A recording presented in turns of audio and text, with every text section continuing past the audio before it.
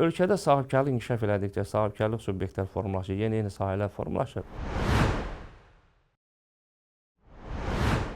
Bununla bərabər də şəxsən praktikada biz çox rastlaşırıq ki, vergi ödəyiciləri, yəni sahibkarlar, həm fiziki şəxs sahibkarlar, həm də ki, hüquqi şəxslər qeyri-yaşayış obyektlərini əldə edirlər. Yəni sadə formada desək, bunlar məsəl üçün binalardan, yəni təkcə binadan ayrıca tikililər əldə edirlər.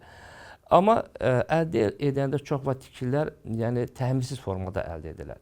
Yəni şəxsən praktikada baxır zaman bundan bir həm rastlaşır, həm də burada fikir ayrılığı meydana gəlir. Qeyri-yaşayış obyekti əldə edib, yəni sadə formada desək, tam təmirsiz ağ divarlar. İndi sual meydana çıxır. Misal kimi bu nəzərdən keçək. 200 manat dəyərində bir dənə obyekt əldə eləmişdi, təmirsiz formada. Sonradan 100 manatı buna təmir xərcləri kimi, yəni təmir eləmişdi və istismara istifadə verilmişdi. Sual meydana çıxır. Bunlar uçotda necə əks olunmalıdır? Uçotda amarsaz necə hesablanmalıdır? Bəzi hallarda biz görürük mütəxəssislər həmin 200 manat dəyərində obyekt əldə edən zaman yenə də təmirsiz obyektdən gedir söhbət, istifadə yararsız obyektdən gedir söhbət. Onu həmin əsas vəsait kimi və yaxud da mühasibat uçotunda torpaq tikilib avadanlıq kimi əks etdirir və amarsaz hesablayır. Sonradan gələn 100 min manat dəyərində təmir xərclərini artıq normalar daxilində təmirə silinir, qalan da həmin qeyd etdiyimiz kimi təmirsiz qeyri-yaşayış obyektin üzərindən gəlirlər. Mən deyərdim, bu düzgün yanaşma deyil. Nəyə görə? Bunun üçün yəni, açıqlanması üçün həm vergi məcəlləsinə baxmalıyıq, həm də beynəlxalq mühasibat uçotu standartlarına baxmalıyıq. Vergi məcəlləsinin 13-cü maddəsində əsas vəsaitlər haqqında yazılmışdı. Konkret açıqlama belə. Yazılır ki, yəni o 500 manat yuxarıdan dəyər bu artıq var, bunu qoydum qırağa. Vergi məcəlləsi 114-cü maddəsi əsasən amarsasiya olunmalı maddi aktivlər.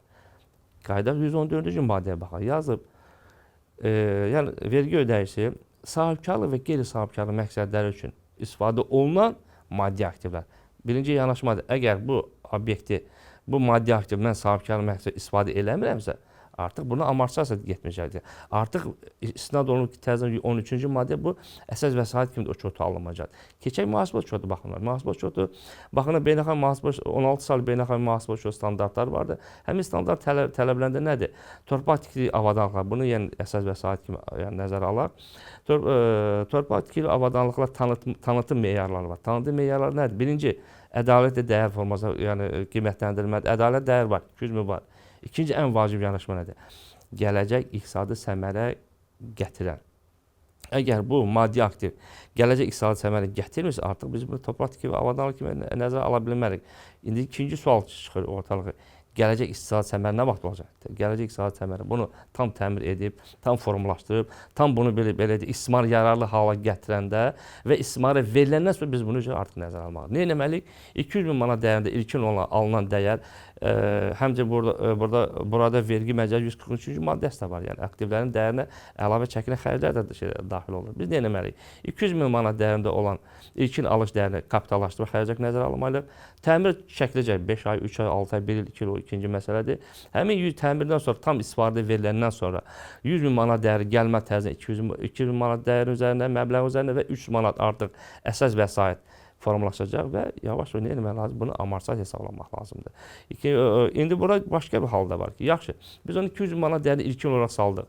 Amarsaz hesablayıb, sabah vergi orqanları gəlməyəcək, düzgün olaraq uçotda əks olunmadığına, amarsaz hesabladığımıza görə bizə maliyyə sanksiyası tətbiq oluna bilər. Və ya ikinci bir məqam da var ki, burada 200 manat dəyərini biz onu əsas vəsaitlə salsaq, biz onu əmlak vergi hesablamaq. Burada da vergi ödəyicisi ucuzdur. Ona görə nə etmək, vaxtında düzgün eləmək lazımdır. Yəni uçotda almaq lazımdır. Bəli, sonradan 300 manat dəyərində formalaşandan sonra, istismara veriləndən sonra əlavə xərclər çəksək, təmir xərclər çəksək, onda bəli, təmir xərclər ki, biz normala əsasında təmir xərclər salmalıyıq, qalan da ki, belə deyək, təmir qeyri-yaşayış obyekti üzərində daxil olmaq lazımdır. Yəni burada çatdıracağım ondan ibarət ki, məsələ diqqətli olsunlar ki, sabahla həm özləri, həm sahibkarlar, həm də vergi orqanları arasında problemlər yaşamasınlar.